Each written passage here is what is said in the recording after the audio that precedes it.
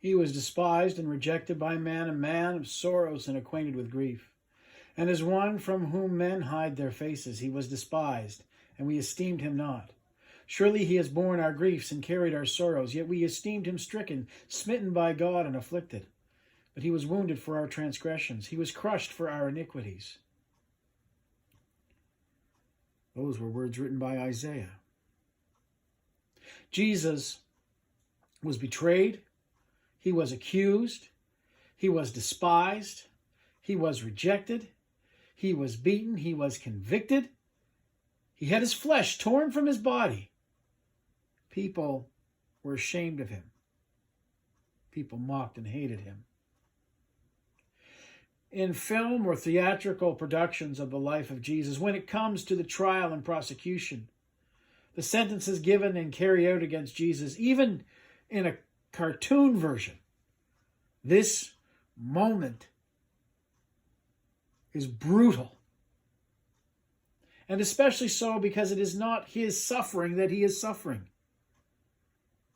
For those of faith, we recognize that suffering as our own. Jesus enters fully into our lostness.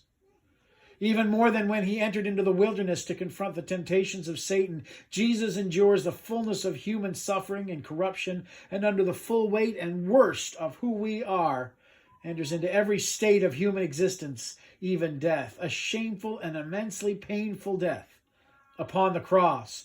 All of the fears, the hurt, and the selfish pride, everything it costs, the greed, the reviling, disgusting truth of our sinful nature and the lies that we cling to was poured out upon him. And he took the weight of that sin and the beam of that cross.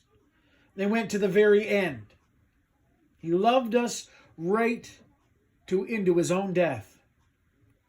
Jesus went to every reality, every point of existence where we could be lost, even to the very depths of hell.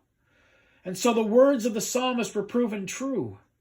O Lord, you have searched me and known me. You know when I sit down and when I rise up. You discern my thoughts from afar. You search out my path from my lying down and are acquainted with all of my ways. And even before a word is on my tongue, behold, O Lord, you know it altogether. You hem me in behind and before, and you lay your hand upon me. Such knowledge is too wonderful for me. It is high, I cannot attain it.